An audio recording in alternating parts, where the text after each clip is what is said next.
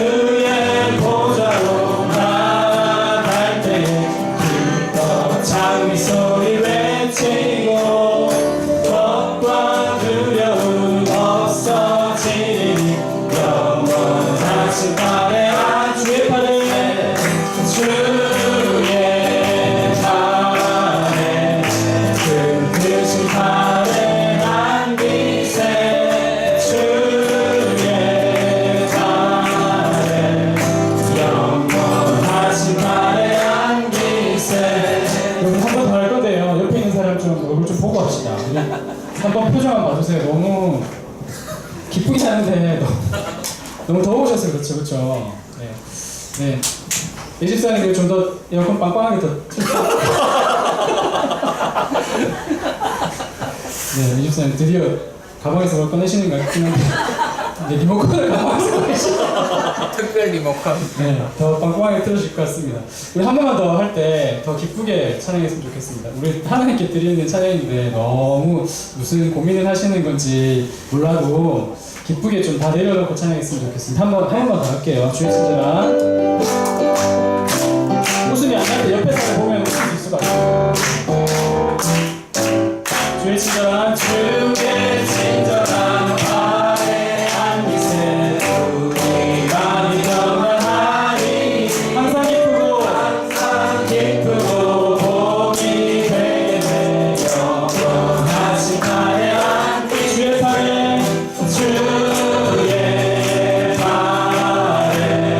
그 크신 팔에 안기세 주의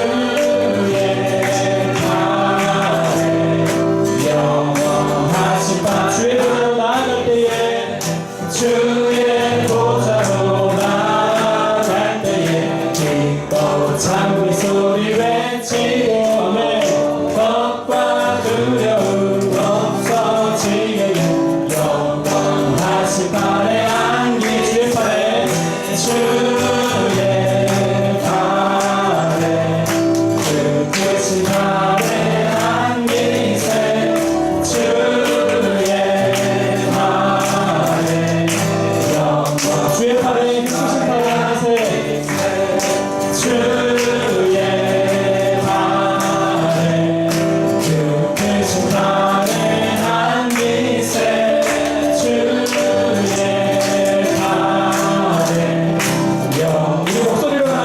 합시다. 주의 팔에 주의 팔에 그 크신 팔에 안기세. 주의 팔에 주의 팔에 영원하신 팔. 다 같이 합시다. 주의 팔에 주의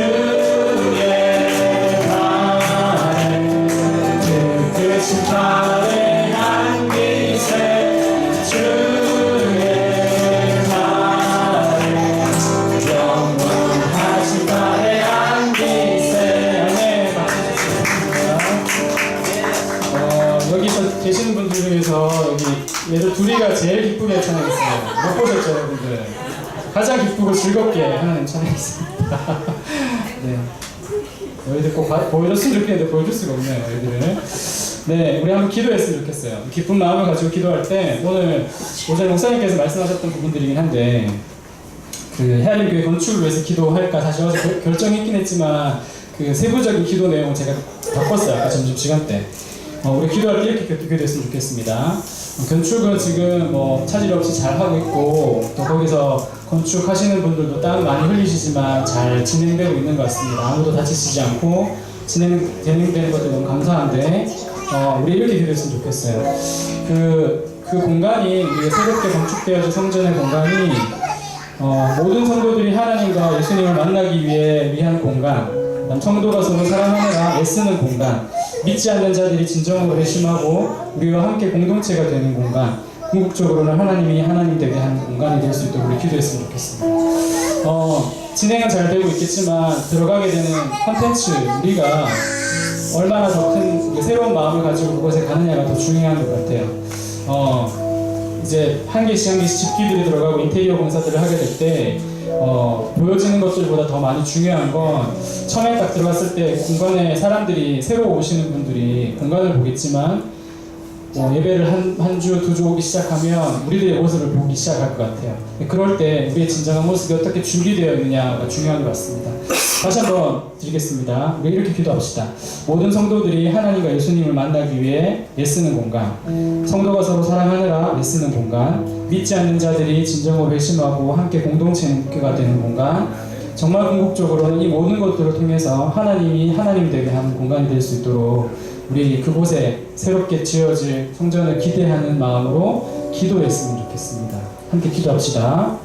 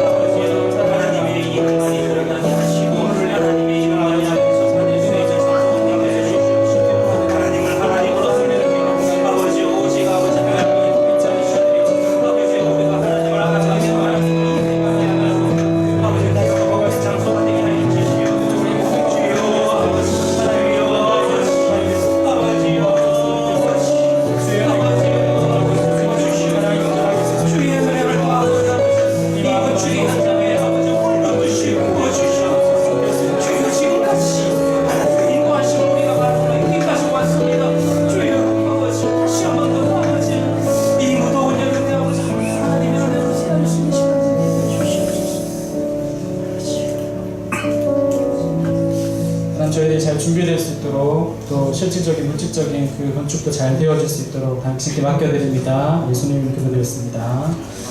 네. 다음 찬양은 나의 안에 거하라. 찬양집 425번입니다. 나의 안에 거하라. 나의 안에 거하라. 나의 안에 거하라. 너는 내 하나님. 모든 환난 가운데 너를 지키는 두려워하지 말라 내가 널 도와줄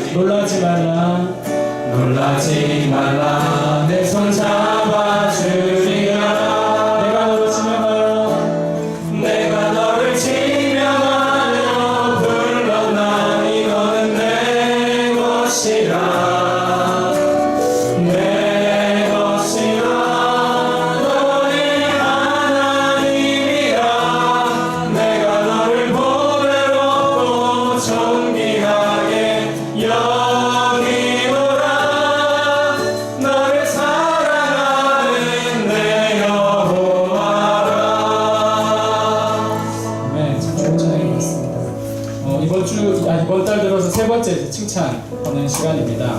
누구를 할까 고민을 참 많이 하다가 근데 칭찬을 하면 더 선한 부담감이 생겨 더 잘할 것을 믿고 제가 이분들을 세우길 바랍니다. 내 이름 앞에 남편이라는 이름이 붙어 있는 분들은 다 일어서시면 될 것 같아요. 남편들 다 일어서시면 될 것 같습니다. 결혼 아직 안 하신 분들은 일어나면 안 됩니다. 남편들 다 일어나세요. 네, 일어나시면 될 것 같습니다. 피치 못하게 간주하느라 못 일어나시는 분은 빼고 주열이 형 일어났다 치고 우리 이분들 위해서 기도가 아니고 이거 칭찬해 주셨으면 좋겠는데 참 많이 애쓰시고 그렇죠? 얼마나 얼굴에 피곤함이 많이 묻어나시니까 그죠? 뒤로 한번 돌아보십시오. 네. 많이 피곤해 보이시죠, 그죠? 네. 예배 시간 때도 가장 많이 졸고 하시는 분들이 남자들이거든요. 다 이유가 있습니다. 그죠? 네, 여기 또 목사님도 일어서셨네요. 남편이시니까. 우리 같이 축복하고 칭찬할 때 이분들이 아까 말씀드렸죠. 칭찬하면 이분들 더 선한 부담감을 가지고 이번 주 더 잘할 거라고 생각하고 믿고. 네. 주여 나왔습니다. 주여. 우리 정말 헌신하는 마음으로 이번 주 삽시다. 살아봅시다. 한번 살아보고 다음 주에 아내들 제가 세울 테니까 그때 주변에 있는 아내들 더 많이 모시고 오셨으면 좋겠습니다. 할 때 뭐 기도하는 것보다 이분들을 위해서 찬양 한번 했으면 좋겠는데 아까 불렀던 찬양 중에서 내가 너를 지명하여 불렀나니 너는 내 것이라 거기서부터 이분들 축복하는 시간, 칭찬하는 시간 더 헌신하고 더 많이 우리 가정 아껴주세요. 또 아내인 부인 더 많이 아껴주고 사랑해주세요 라고 하는 의미로 우리 축복하고 칭찬하는 시간 가졌으면 좋겠습니다. 내가 너를 지명하여 불렀나니 내가 너를 지명하여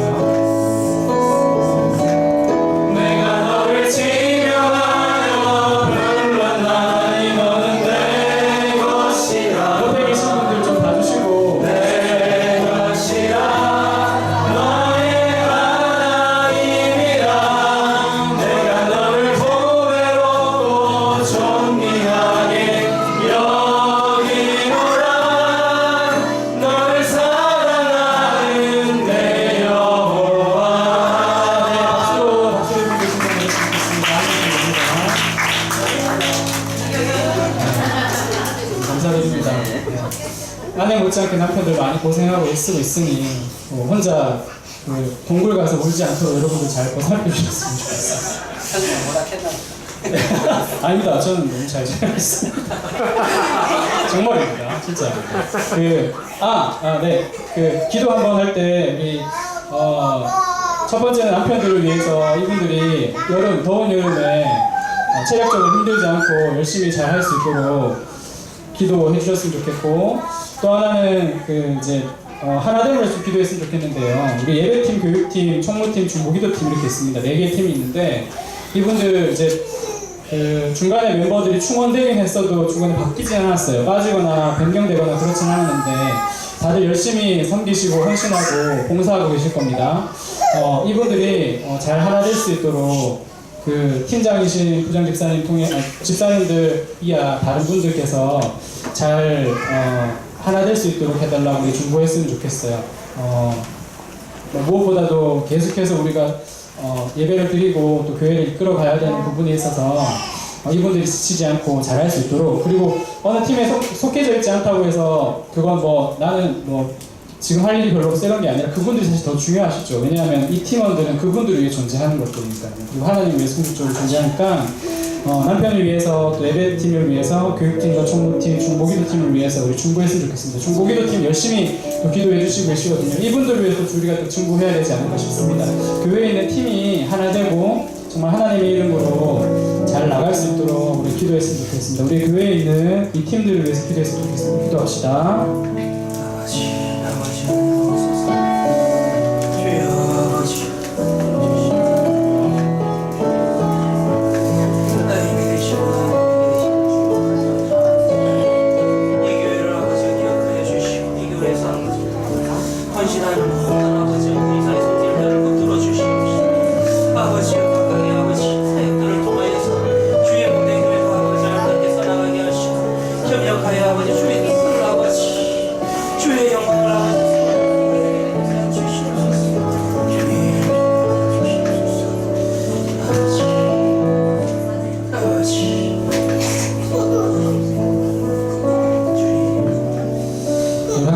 기도했으면 좋겠습니다. 우리 교회가 지금 파송을 하진 않았지만 후원하거나 또 지원하는 선교사님들이 계세요. 그 기도로 중국하고 계시는 분들이 계시는데 그 중국 대학교 선교회하고 또 네팔에 있는 지대강 선교사 가족하고 또 지금 홀로 계시지만 김성우 선교사님 계십니다. 이분들 위해서 기도했으면 좋겠어요. 사실 제가 기도 제목을 받거나 원래 보통 그렇게 해야 되는데 못했지만 우리 생각나는 대로 기도했으면 좋겠어요. 중국 사실 지금 목사님 통해서 한 번씩 들으시지만 상황이 되게 좋지 않습니다. 추방당하기도 하고 그곳에서 이제 선교라는 이름으로 활동하기 너무 힘든 상황 속에서 이제 지성이라고 할 수 있는 대학생들을 선교하는 그 단체가 얼마나 중요하시겠습니까? 그 열심히 또 하실 텐데 그곳에서 몸담고 있는 분들이 건강하게 또 잘 살아갈 수 있도록 어떤 방향에서든 할 수 있도록 또 지대강 선교사님 네팔에서 가족들 같이 있는데 이분들도 건강하게 네팔 되게 덥거든요. 지금 날씨쯤 되면 뭐 거의 30도 후반에다가 그 수도도 굉장히 많이 높아서 사역하기 힘든 곳이 있을 겁니다. 건강할 수 있도록 아이들도 잘 지낼 수 있도록. 그리고 김성근 교사님은 지금 홀로 계시는데 가족들 얼마나 보고 싶고 그러시겠어요. 그분이 외로움보다는 하나님과의 교제가 더 많이 깊어질 수 있도록 또 선교하실 때 사역하실 때 힘든 부분이 다 장애물들이 거쳐질 수 있도록 우리 이 중국 선교회 그 다음에 지대강 선교사님 그 다음에 김성우 선교사님 위해서 기도하면 했으면 좋겠습니다. 함께 기도합시다. 기도합니다. 저희들이 작게나 크게나 지원하고 있고 마음을 쓰고 있는 중국 대학 선교회 그 다음에 지대강 선교사 그 다음에 김성우 선교사님 몸이 떨어져 있지만 우리가 기도를 할 때 이분들 마음속에 강건한 하나님의 사랑이 주시고 이분들 마음속에 하나님의 은혜가 누릴 수 있도록 주님 도와주십시오. 함께 이거를 마주하지 못해 친구들과 함께하지 못해 아쉬운 마음이 있고 그들의 눈물을 적극적으로 닦아주지 못해 미안한 마음이 있지만 정말 우리가 기도합니다. 그들과 하나님 힘을 얻을 수 있도록 정말 그들 가운데 하나님의 능력이 있을 수 있도록 주님 도와주시고 주의 은혜가 있을 수 있도록 하나님 도와주십시오.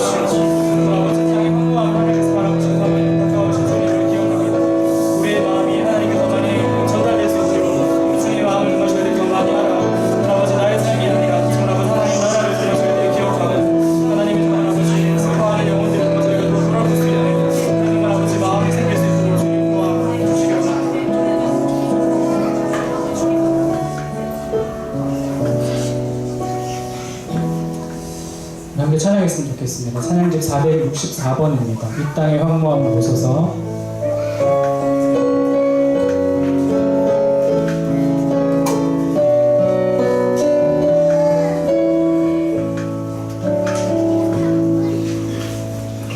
이 땅의 황무함을 보소서. 하늘의 하나님 긍휼을 베푸시는 우리의 죄악 용서하소서. 이 땅 고쳐주소서. 이제 우리 모두 하나 되어 이제 우리 모두 하나 되어 이 땅에 무너진 기초를 다시 쌓을 때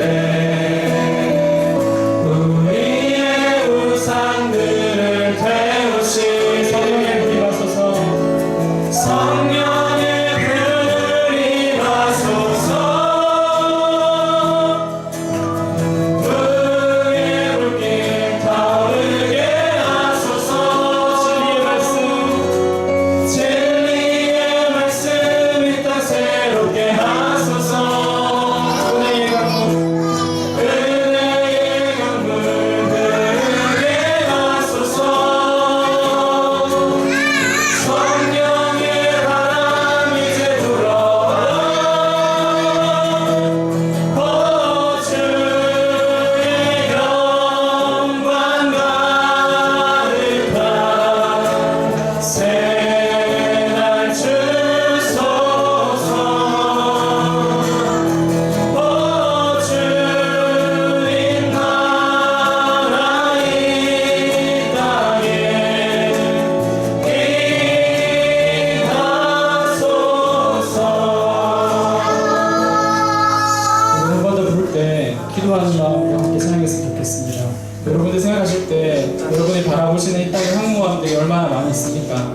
뭐 가깝게는 우리가 뭐 국민청원도 막 하고 했었던 부분인데 퀴어 축제가 서울에서 다시 했어요. 뭐 대구에도 뭐 한다는 그런 말들이 있고 그것들 바라보고 우리는 하나님 어떻게 바라보실까? 또 우리는 어떻게 그걸 바라보고 해야 될까? 라는 생각도 많이 했습니다. 세상은 참 우리를 속이려고 하고 그 문화로 우리를 많이 지배하려고 노력하는 것 같습니다. 여러분이 알고 계시는 이 땅의 황무함들이 굉장히 많지 않습니까? 선한 것처럼 생각하고 탈을 쓰고 있는 악한 그런 문화들, 세상의 여러 가지 모습들 이런 것들이 교회에 너무 많이 들어와 있고 우리의 정결함을 지켜나가지 못하고 있다는 생각이 참 많이 들었습니다. 우리 함께 한 번 더 찬양할 때 여러분 생각하는 안타까운 상황 속에 있는 것들 그리고 비진리가 진리인 양 외쳐지는 여러 가지 모습들 교회에 이미 들어와 있는 어쩌면 내 마음 속에 황무함도 많이 있을 거라고 생각합니다.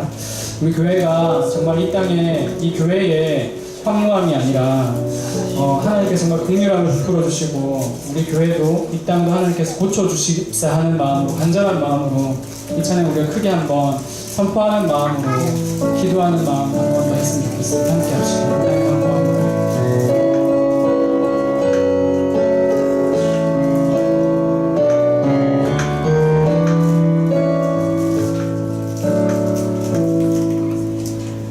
이 땅의 황무함을 보소서 하늘의 하나님 긍휼을 베푸시는 주여 우리의 죄악 용서하소서 이 땅 고쳐주소서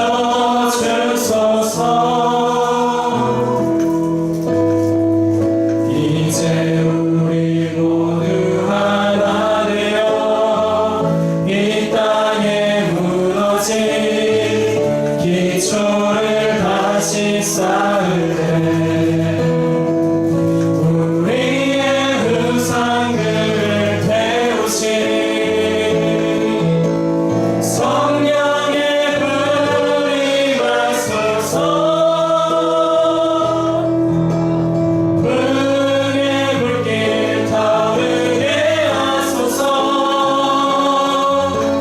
진리의 말씀 이 땅 새롭게 하소서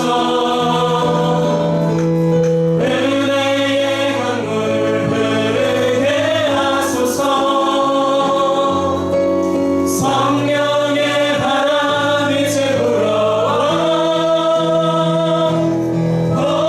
주의 영광 가득한 새날 주소서 주님 나라 이 땅에 임하소서.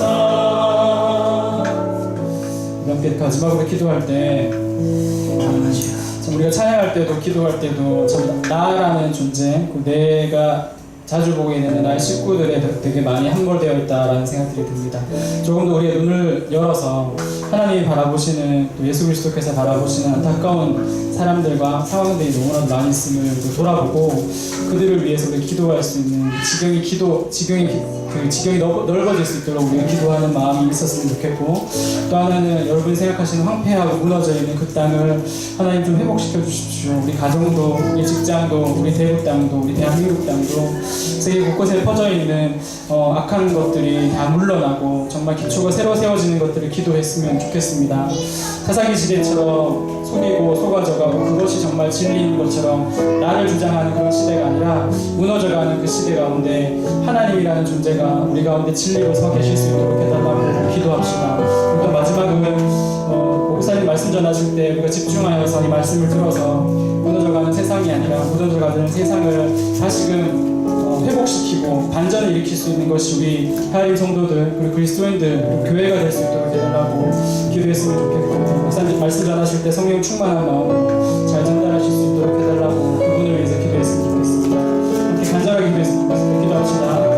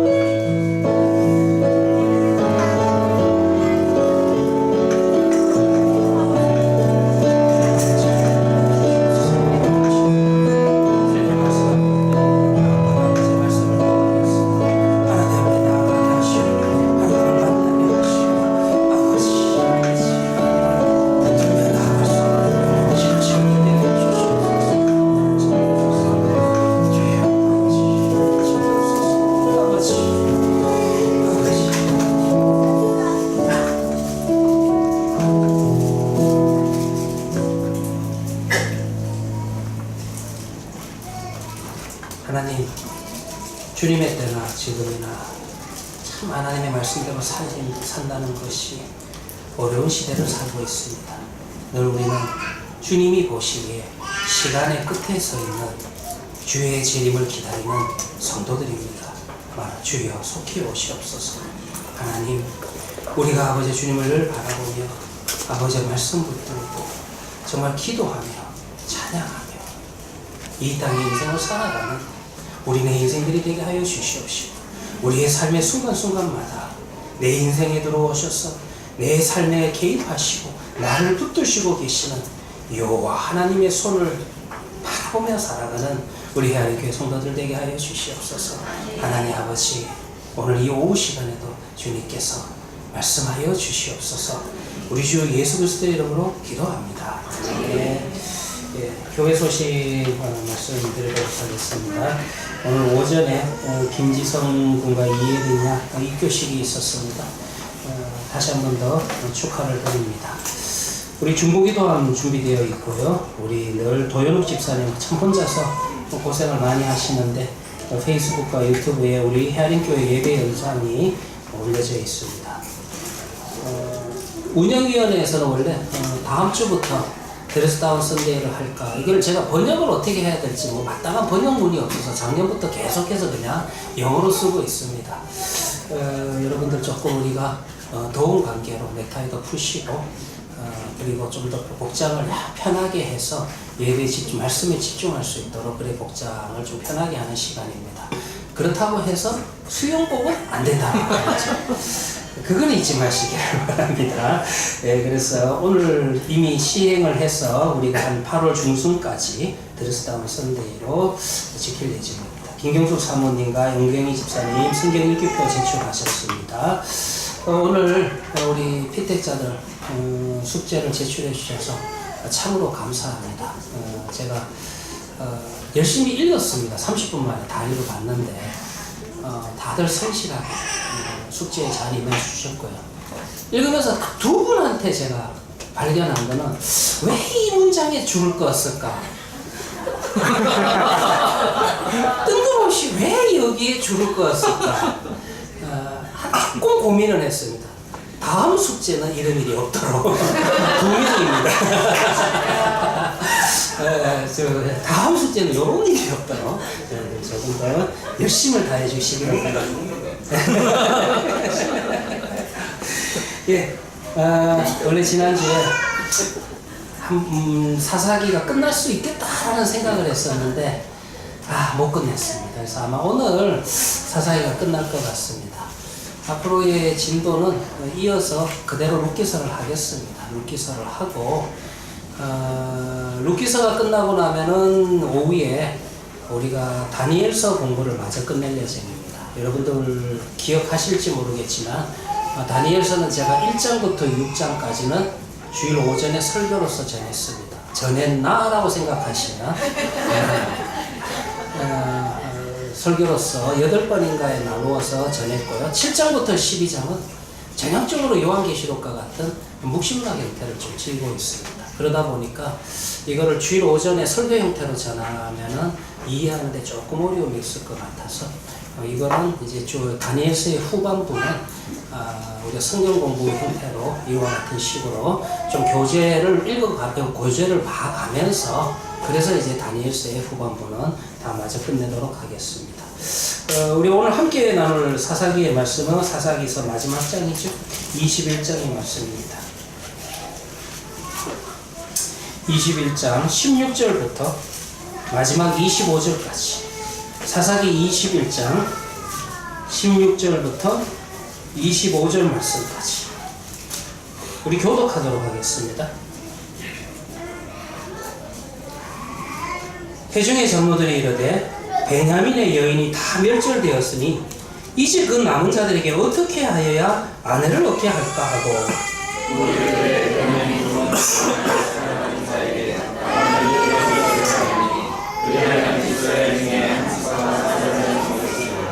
그러나 우리가 우리의 딸을 그들의 아내로 주지 못하리라. 이는 이스라엘 자손이 맹세하여 이르기를 딸을 베냐민에게 아내로 주는 자는 저주를 받으리라 하였음이로다 하니라.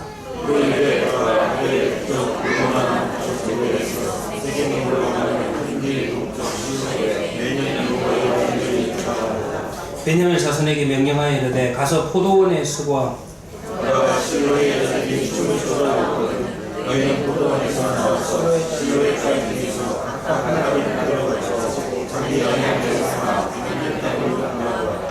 만일 그의 아버지나 형제가 와서 우리에게 시비하면 우리가 그에게 말하기를 청하건대 너희는 우리에게 은혜를 베풀어 그들을 우리에게 줄지니라. 이는 우리가 전쟁할 때에 각 사람을 위하여 그의 아내를 얻어주지 못하였고 너희가 자의로 그들에게 준 것이 아니니 너희에게 죄가 없을 것이니이다 하겠노라 하매 너희는 전쟁이 그같이 행하여 춤추는 자들 중에서 자기의 숫자대로 들어가 나이로서나 자기 교회에 들어가서 그때 이스라엘 자손이 그곳에서 각기 자기의 집화 자기의 가족에게로 돌아갔으니 곧 각기 그곳에서 나와서 자기의 기업으로 돌아갔더라. 그때 이스라엘의 왕으로 사람은 항상 아멘. 좀 반복을 한다면은요, 우리가 사사기의 부록의 부분에 두 개의 이야기가 나온다. 계속해서 말씀을 드리고 있습니다. 이 두 개의 부록은 공통점이 있는 게 1차적으로 시간적으로 공통점이 있다. 시간적으로 공통점이 있다는 것은 오히려 사사시대 거의 초반부로 보입니다. 사사시대 초반부에 일어난 사건임에도 불구하고 사사기 뒤에다가 부록으로 붙여놨다. 그리고 두 개의 이야기의 또 공통점이 뭐냐면 주인공이 다 제사를 집행하고 있는 레위인이 주인공으로 나온다라는 부분을 말씀을 드렸습니다. 그리고 또 두 이야기에 또 흥미로운 공통점은 뭐냐 하면은 여러분들이 이 17장부터 21장의 두 개의 부록 이야기를 읽어보시면은 여기에서 등장하는 등장인물들이나 여기에서 일어나는 사건들 가운데서 반복적으로 여호와 하나님이라는 단어는 굉장히 많이 나와요. 무슨 말을 해도 하나님이 어떻게 말씀하는지, 무슨 일을 해도 하나님이 허락하시는지 뜻을 구해보자. 성경을 17장부터 21장까지 이렇게 표면적으로 읽어보면은 모든 일들 가운데서 다 하나님의 뜻대로 움직이는 것 같아요. 그런데 여기에 주인공으로 등장하는 레위인도 역시 그러하고, 여기에 모든 사건들 가운데서 하나님의 이름은 정말 수없이 반복이 되고 있지만은 그 이름을 반복하는 것과 아무 상관없이 여기에서 나타나는 모든 사건들 하나하나 속에서 일어나는 일들은 자신이 주인이 되어서 자신이 결정을 내리는, 그리고 다 사건을 만들어 놓고 하나님이 하셨다라고 하는, 하나님께 책임을 돌리는 그런 모습들이 이 후반부에 나타나는 것을 알 수가 있다는 거죠. 자, 그래가지고요, 볼 것 같으면은, 여기에서 여러분들 이제 두 번째 부록 이야기에서 20장 1절과 2절을 다시 한번 읽어드릴게요. 이에 모든 이스라엘 자손이 단에서부터 부엘세바와 길르앗 땅에서 나와서 그 회중이 일제히 미스바에서 여호와 앞에 모였으니 미스바에서 여호와 앞에 모였으니 온 백성의 어른 곧 이스라엘 모든 지파의 어른들은 하나님 백성의 총회에 섰고 칼을 빼는 보병은 40만 명이었더라. 지금 이스라엘이 전쟁을 하기 위해서 모였습니다. 근데 이 사건 자체가 충격적인 게, 우리가 사사기를 쭉 읽어보면 사사들이 주로 구원자가 되어서 그래서 이스라엘의 병사를 모아서 전쟁을 치러 나갈 때는 항상 대적은 이방 민족들이 대적이었습니다. 그런데 놀랍게도 여러분들 사사기 후반부로 가면 갈수록 모이라고 한다고 해서 모이는 게 아니에요. 이스라엘 12지파 언역 공동체가 그 단결성과 그 연결성이 이미 느슨해져 가지고 후반부로 가면, 사사기 이야기 후반부로 가면 갈수록 오히려 여러분들 모이라고 해서 모이지도 않고 군대도 여러분들 아주 적은 것을 알 수가 있습니다. 근데 지금 20장 1절과 2절의 내용을 보면 왜 이 이야기가 사사시대 초반부의 이야기냐 하면은 모이라고 한다고 해서 무려 몇 만이 모였다? 40만이 모였다는 거예요. 사사기 전체 내용 가운데서 이스라엘이 전쟁을 하기 위해서 군대를 모았는데 제일 많은 군대의 수가 단결해가지고 모인 장소가, 모인 이야기가 여기에서 등장을 해요. 몇 마리 모였다? 40만이 모였어. 근데 40만이 모였는데 이 전쟁 자체가 얼마나 허무한 전쟁인지, 이 전쟁의 대적이 누구예요? 이 전쟁의 대적이 이스라엘의 이방 국가가 아니라, 가나안 민족이 아니라 이스라엘 안에 대적이 있다는 거예요. 이 전쟁은 이스라엘 안에서 일어나는 내전의 양상을 띠고 있는 거예요. 근데 20장 1절과 2절을 보면은 하나님의 말을 굉장히 잘 듣는 것 같죠? 여호와 앞에 섰다, 하나님의 총회 앞에. 이 표현들을 보면은 마치 하나님이 중심이 되어서 하나님 앞에 순종하기 위해서, 하나님의 뜻을 이루기 위해서 일사불란하게 움직이는 듯한 모습을 보이고 있어요. 그런데 속지 마셔야 돼요. 여러분들, 이 성경에서 이런 표현이 나올 때 오히려 성경의 저자는요, 우리로 하여금 비교하도록 합니다. 마치, 제가 어떻게 표현해야 될까요?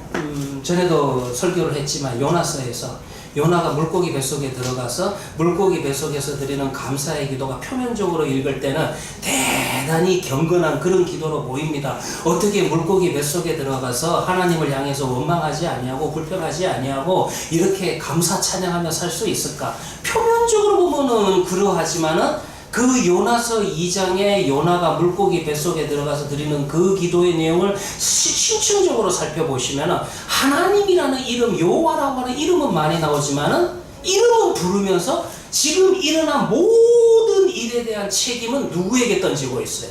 하나님 당신 때문입니다. 오히려 이름을 부르는 이와 같은 문장들이 하나님을 찾는 것이 아니라 모든 책임을 하나님 앞에 돌리는 듯한 그런 여러분들 책임 회피의 모습이 여기에서도 역시 요나서에도 등장하고, 그 다음에 사사기 2장 1절과 2절의 내용에서도 또 등장을 한다는 거예요. 왜 그러냐 하면은 여호와 앞에 모였다? 아니, 하나님의 그 백성들의 총회나? 근데 우리는 19장에서부터 이 사건이 어떻게 생긴지 이미 알고 계시잖아요. 이들이 정말로 하나님 앞에 묻지 않고, 그리고 여러분들 사사들을 찾아서 사사들에게도 듣지 않고 누구에게 듣고 있어요? 정말 엉망이라고 이야기할 수 있나? 레위 사람이 자기가 자기 개인의 복수를 하기 위해서 거짓을 섞어서 전한 그 말에, 그리고 첩의 시체를 쪼갠 그 시체 덩어리를 보고 레위 사람이 한 그 말만 듣고 그냥 이렇게 모였다는 거예요. 앞뒤 알아보지도 않고. 그리고는 핑계는 좋죠? 우리가 여호와 앞에 모였다, 하나님의 백성의 총회다. 근데 실질적으로 어떻습니까?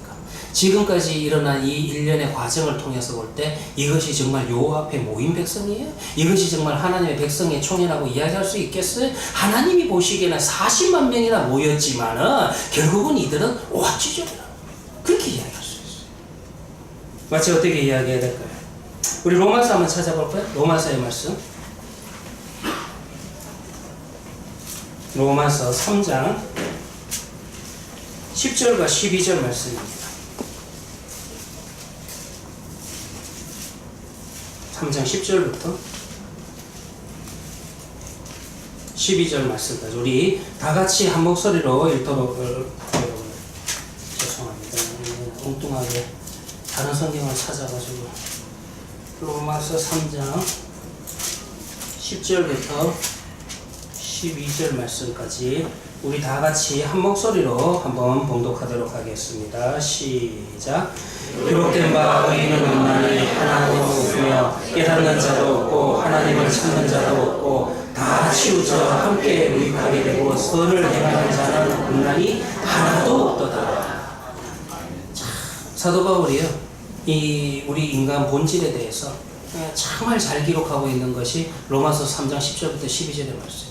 정말 지금 여기 20장에 모인 40만의 이스라엘의 군대의 모습이 그러하다라는 것이에요. 이들은 정말 오히려 우리가 여호와라는 이름을 들먹거리고 있고 하나님의 백성의 총회라고 하는 그와 같은 그 모습을 보이고 있지만, 실질적으로 그 내면을 들여다보면은 정말 하나님에 대해서 깨닫는 자도 없고 하나님을 찾는 자도 없고, 그리고 여기 모인 것 자체가 정말 하나님 앞에서 선을 행하기 위해서 행한 것이 아니라 오히려 악한 일을 위해서 모였다라는 것입니다. 이것이 당시 이스라엘 백성의 모습이라 그렇게 이야기할 수가 있습니다. 자, 그런데 요거는 지난번에 좀 했던 거 약간 다시 한번 반복하면서 마지막 부분을 좀 정리하도록 하겠습니다. 이제 여러분들 이 내용을 읽어보시면은 내전은 뒤에 이제 19절부터 20절에서 내전이 일어나기 시작을 합니다. 베냐민 지파가 의외로 여러분들 만만치 않아요. 숫자는 적었는데 이들이 고시대에 살고 있다 보니까 이 방어하기에는 매우 유리하다는 것입니다. 전쟁에 대해서 조금 읽어보면 고대 전쟁사에서 방어와 공격을 하는 자는 최소한 3배 이상이 돼야지 공격할 수 있다. 그렇게 이야기합니다. 맞기는 맞는 것 같아요. 그러니까 베냐민 지파가 살고 있는 지역 역시 방어하기에 좋고, 베냐민 지파는 작은 지파이지만은 그와 같은 지형을 잘 이용해서 방어를 해나가게 된다는 것입니다. 그래서 이 베냐민 지파가 산간 지역에 있었다라는 것은 지파가 40만이 다 올라갈 수가 있는 것이 아니라 한두 지파가 이와 같이 순서적으로 올라갈 수밖에 없는 그런 위치에 베냐민 지파가 위치해 있었습니다. 그래서 어떻게 됩니까? 21절을 볼 것 같으면은 그 결과로 22,000명이 전사를 합니다. 베냐민 지파가 전사를 한 게 아니라 이스라엘의 40만 군대 가운데서 22,000명이 패배하게 돼요. 그리고 여러분들 25절을 볼 것 같으면 두 번째 전쟁에서 18,000명이 또 전사하게 된다는 것입니다. 그 내용을 또 한 번 읽어보시면 오히려 여러분들 내용 자체가 좀 이해가 안 되는 게 있어요. 왜 이해가 안 되고 이상한 부분이 있냐면은 전쟁하러 올라갈 때마다 이 20장의 내용을 여러분들이 읽어보시면은 계속 전쟁이 시작할 때마다 이스라엘은 하나님 앞에 3번이나 물어요. 그리고 하나님께서 그 질문에 대해서 응답을 하시죠. 어떻게 응답을 하냐 하면은 올라가서 쳐라라고 그렇게 한글 성경에는 번역되어 있다라는 것입니다. 근데 요거는 지난주에 이야기했던 거 한 번 더 기억을 더듬어 보시기를 바랍니다. 올라가라는 말은 있지 치라고 하는 말은 우리 한글 성경의 의역입니다. 원문에는 없다라는 거예요. 그러니까 하나님은 이스라엘 백성들이 올라가리까? 그러니까 그렇게 물으니까 자기네들 뜻을 가지고 자기네들 뜻대로 지금까지 살았고, 그리고 자기네들이 이미 모든 행동에 있어서 결정을 다 내려놓은 이 상태에서 하나님 앞에 묻는 거예요. 그러니 하나님은 뭐라고 대답하겠어요? 하나님의 입장에서는 그래 올라가. 그러나 나는 너희와 함께 하지 않는다. 그러나 나는 너희와 함께 올라가지 않을 거야. 그 말씀을 주고 있는 거예요. 우리도 하나님의 언약 백성으로서 이 땅의 삶을 살면서 어떤 경우에는 기도하지 않아도 되는 것도 있어. 근데 정말 기도의 내용 가운데서 이미 하나님의 뜻은 하나님의 말씀을 통해서 명명백백 명백함에도 불구하고 자기가 자꾸 바꾸려고 하는 거예요. 그런 사람들의 기도는 어떤 기도입니까? 내가 하나님 이기겠다는 기도. 그래가지고 하나님이 이기는지 내가 이기는지 한번 결판을 보자. 여러분들 이런 기도 자체가 잘못된 기도 아닙니까? 지금 여러분들 오늘 본문에 나오는 이스라엘 백성들의 행동 자체가 그러한 행동이라는 것이에요. 표면적으로 보면 하나님을 향해서 계속 묻는 것 같지만 이미 모든 것은 누가 결정했어요? 모든 것을 자기가 중심이 되어서 자기가 결정해놓고, 그리고 표면적으로 하나님 앞에 묻는 의례적인 행위를 종교적인 행위를 할 뿐이라는 것이에요. 이와 같은 물음에 대해서는 하나님 역시 어떻게 응답하냐면은 이와 같은 방식으로 응답을 한다는 거예요. 이 부분을 여러분들 오늘 사사기 20장에서 좀 잘 배워야 된다는 것입니다. 지금 이스라엘 백성들은 자신의 뜻을 이미 정해놓고 묻고 있습니다. 솔직히 이야기해서 정말로 하나님의 허락을 구하는 기도입니까? 아니면 질문입니까? 그리고 또 하나, 이들은 또 이런 생각도 갖고 있는 것 같습니다. 자신들이 하는 일들이 우리가 정의롭다. 제가 여러분들 한번 압살롬에 대한 설교를 할 때 여러분들 그 설교의 내용 중에 기억을 아직 하고 계시는지 모르겠습니다. 압살롬이요 항상 무슨 일을 할 때마다 정의. 정말 하나님의 뜻이 어디 있는지를 묻는 것이 아니라 이 일은 잘못됐다. 이 일은 개혁돼야 된다. 어떻게 이스라엘 중에서 이렇게 억울한 사람이 많은가? 왜 내 부친 다윗은 그들의 억울함을 듣지 못하는가? 왜 제도를 얻는가? 너희들이 나한테 와라. 내가 들어주겠다. 그리고 내가 왕이 되면은 이와 같은 문제들을 다 처리하고 이와 같이 지금 잘못된 행정들을 다 개혁해 나가겠다. 내가 하는 일은 정의다. 사무엘서에서 압살롬이 반란을 일으키기 전에 이스라엘 백성들의 마음을 훔칠 때 계속해서 반복적으로 나오는 단어가 놀랍게도 여러분들 정의라는 단어가 나와요. 근데 어떤 사람이 여러분들 오히려 하나님 앞에 실수합니까? 내가 정의로 내가 한다.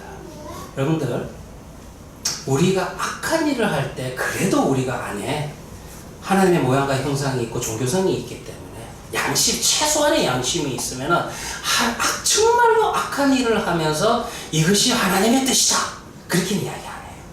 오히려 여러분들 우리가 언제 하나님의 자리에 올라설 수 있냐 하면은 내가 정의로운 일을 한다.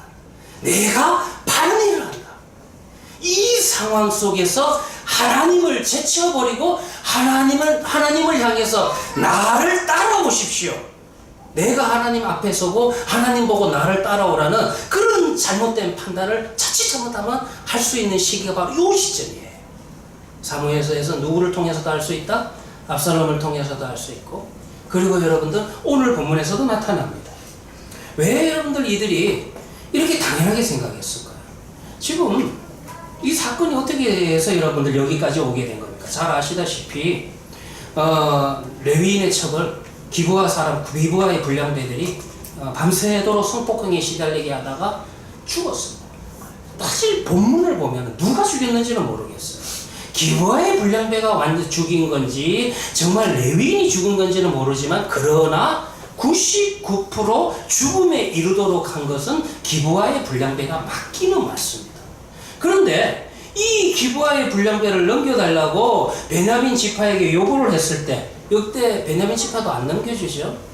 여기도 여러분들 민족주의라고 하는 게 얼마나 또 위험한지를 잘 보셔야 되는 거예요. 하나님이 중심이 되지 않는 이와 같은 우리 혈통, 혈연, 민족 이런 것이 공동체가 되면은요 오히려 죄를 더 낳게 된다는 것입니다. 그래서 여기에서 베냐민 지파도 그러면은 이들이 잘못했으니까 그들을 심판받게 하기 위해서, 정확하게 처벌받게 하기 위해서 이스라엘에게 내어주었으면은 이런 내재는 또 안 일어나요. 그런데 베냐민 지파가 이 기브아의 불량배를 내어놓지 않게 되는 겁니다. 그래서 내어놓지 않게 되니까 군대를 모아서 지금 내전이 일어나는 거거든요. 그러니 이 상황 속에서 이들은 무슨 생각을 하게 하느냐 하면, 저들은 나쁜 놈들이야. 저들은 악한 자들이야. 우리가 선해. 우리가 정의로워. 그래서 우리가 지금 전쟁을 일으키는 것은 하나님의 뜻이야. 그런 착각에 또 빠지게 된다. 그런 상황이라 해도 놓치지 말아야 되는 건 뭡니까? 아무리 그런 상황이라 해도 하나님 앞에 뜻을 묻고 하나님의 시간과 하나님의 때를 또 기다릴 줄도 알아야 된다는 거예요. 그들은요 기브아를 넘겨주기를 거부하는 베냐민 지파를 심판하는 것이 정의롭다 그렇게 생각을 했습니다. 그러니 하나님께서 자신들의 명분을 당연히 인정하실 것이다 이런 생각을 가지게 돼요. 이 부분도 우리가 신앙생활하면서 조심해야 된다는 거예요. 그리고 또 이런 아마 교만도 있었겠죠. 생각을 해보면은 베냐민 지파의 군대는 26,000명이고 이스라엘의 전역에서 모은 군대의 수는 몇 만이라? 40만이죠. 40만 대 26,000. 이거는 여러분들 3대 1도 아닙니다. 거의 여러분들 한 15배 정도 되잖아요. 그러니까 우리가 이렇게 군대의 수가 많은데 당연히 우리가 이긴다라는 그와 같은 또 자만감도 그들에게 있었다는 것입니다. 이 20장을 읽어보면 이스라엘 백성들은 하나님께 물었지만 표면적으로는 하나님께서 허락하는 것 같지만은 실패합니다. 오히려 이 묻고 실패하는 가운데서 이스라엘 백성들은 자기 자신을 돌아보게 돼요. 우리 역시 그러할 겁니다. 우리도 하나님을 깊이 만나고 우리도 역시 하나님을 깊이 체험하는 그 순간은 성공의 정점에서 하나님을 깊이 만나는 것이 아니라 때로는 내려감의 자리에서, 때로는 실패와 패배의 자리에서 우리는 더 선명하게 하나님의 은혜를 살펴볼 수가 있게 되게 된다는 것입니다. 첫 번째가 23절이었죠. 첫 번째 전쟁에서 실패하면서 여호와 앞에 저물도록 울며 하나님을 찾는 그 마음이 더 깊어지죠. 23절 하반절을 보면 내 형제 베냐민 자손. 그러니까 지금까지 이 전쟁은 우리가 정의로워, 우리가 무조건 승리해, 그렇기 때문에 하나님도 무조건 우리 편일 거야, 하나님도 이 전쟁을 무조건 허락하실 거야, 이런 생각만 하고 있다가 정작 본인들이 지금 누구와 전쟁을 하고 있는지 자신들의 정체성을 보지 못했다는 거예요. 이들이 첫 번째 전쟁에서 실패하고 난 다음에 하나님을 간절히 찾고, 그리고 자신들의 정체성도 뒤를 돌아보게 된다는 것입니다. 내 형제 베냐민 자손, 우리가 지금 누구와 싸우는지를 자각하게 된다는 거예요. 두 번째 전쟁에서 또 실패했죠. 그리고 이제 세 번째 전쟁에 나아가기 전에는 그 내용이 20장 28절이었습니다. 어떻게 기도했어요? 싸우리까 말리까. 지금까지는 이렇게 물을 필요도 없었어요. 우리가 정의로우니까, 우리가 하나님의 뜻이야, 우리가 하나님은 우리 편이야, 당연하게 그렇게 생각했어요. 그러나 이제 자기 자신들을 실패의 자리에서 뒤돌아보면서 정말 하나님의 뜻이 아닐 수도 있다, 겸손하게 엎드려서 하나님의 뜻이 어디에 있는지를 묻기 시작한다는 거예요. 사실 이 전쟁 이야기를 보시면, 물론 결론적으로는 이제 이스라엘 지파가 숫자로 밀어붙여서 전쟁에서 이스라엘 지파가 승리를 하긴 합니다. 근데 여러분들 이 20장과 21장까지 이어지는 내용들을 읽어보면 여기에 승자가 어디 있어요? 여기에는 여러분들 승자가 아무도 없다는 것입니다. 결국은요, 민족주의라고 하는 혈통에 갇혀가지고 기브아의 그 분량배를 내어주지 않은 베냐민도 패자고, 그리고 그 레위 사람의 말만 듣고 앞뒤 가리지 않고 전쟁을 일으킨 이스라엘 모두가 하나님 앞에서 패배자가 된다는 것입니다. 문제가 그 다음에 또 일어납니다. 어떤 문제가 또 21장에 이어지게 되냐면은, 이제 이렇게 하고 나니까 여기에서 이제는 베냐민 지파 사람들이 다 죽음을 당하게 돼요. 그리고 몇 명은 남게 되냐면은 이 600명 정도만이 겨우 남고 도망을 치고 목숨을 건지게 된다는 것입니다. 그것이 20장 47절의 말씀입니다. 그러니까 무슨 말이냐 하면은 여기에서 이제 사사기 마지막 장 21장을 보면은 어떤 이야기로 이제 사사기가 끝을 냈냐 하면은 베냐민 지파가 이제는 거의 전멸하게 되었어요. 이제는 남자가 겨우 한 600명 남고, 그리고 베냐민 지파 안에 여자도 없는 거예요. 이렇게 되면은 베냐민 지파는 자동적으로 사라질 수밖에 없다라는 것입니다. 그래도 하나님께서 우리에게 주신 언약 공동체인데, 언약 공동체의 일부분이 완전히 사라질 수밖에 없는 그런 위기 상황에 놓이게 된다는 겁니다. 이 문제가 왜 중요하냐면요, 여러분들, 우리는 여호수아서에서 이스라엘 백성들이 가나안 땅에 들어가서 하나님께서 약속하신 가나안 땅을 전쟁을 통해서 정복을 하게 됩니다. 그리고 난 다음에 그 땅을 나눌 때에 어떤 방식으로 나누냐 하면은, 네가 지파가 크고 네가 인구수가 많으니까 큰 땅 가져, 이게 아니에요.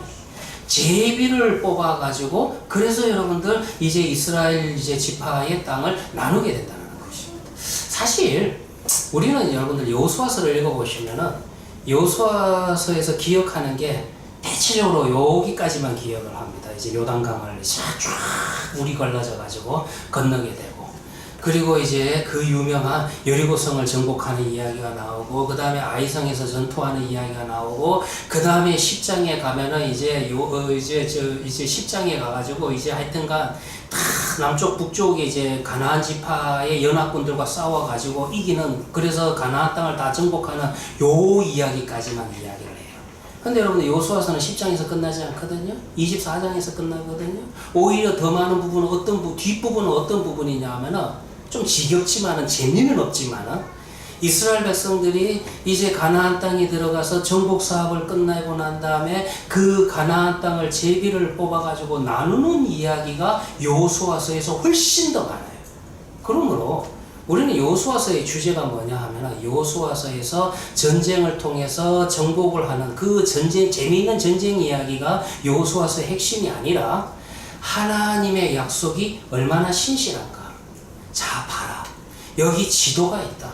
이 지도를 봐라. 정말 하나님의 말씀이 한치의 오차도 없이 성취가 되었다. 그거를 보여주는 것이 바로 여호수아서. 또 한 번 여호수아서의 핵심적인 주제도 하나님의 신실하심이 드러나는 것이 여호수아서의 핵심적인 주제예요.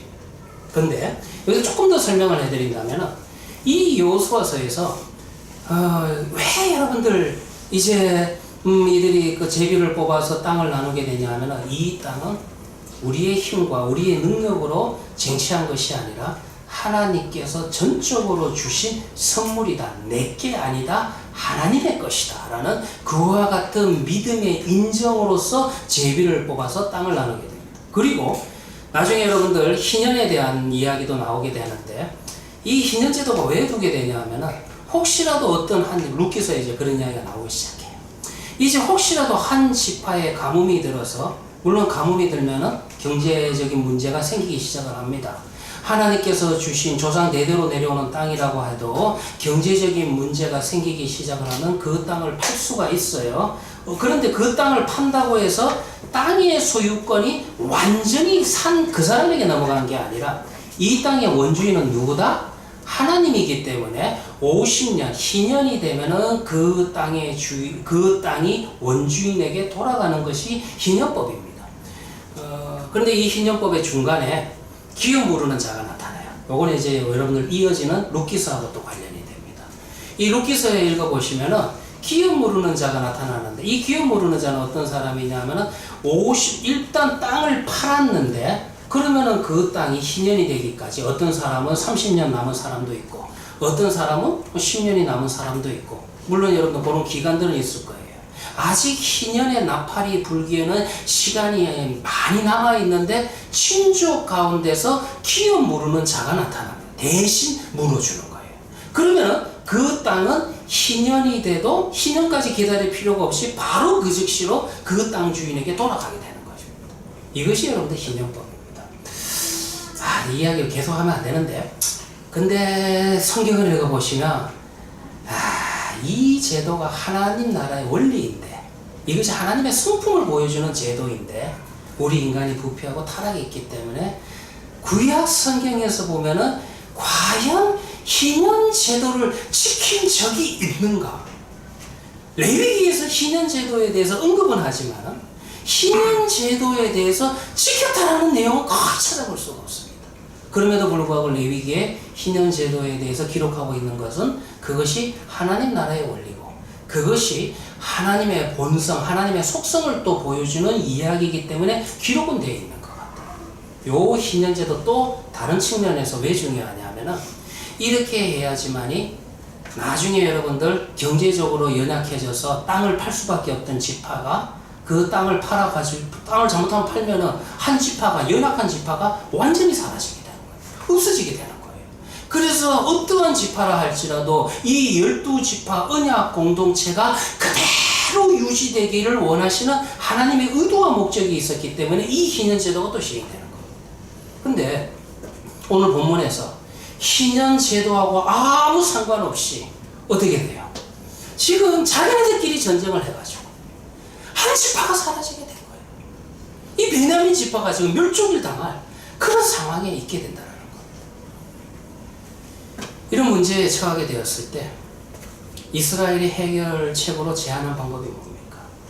참 여기서도 황당무계합니다.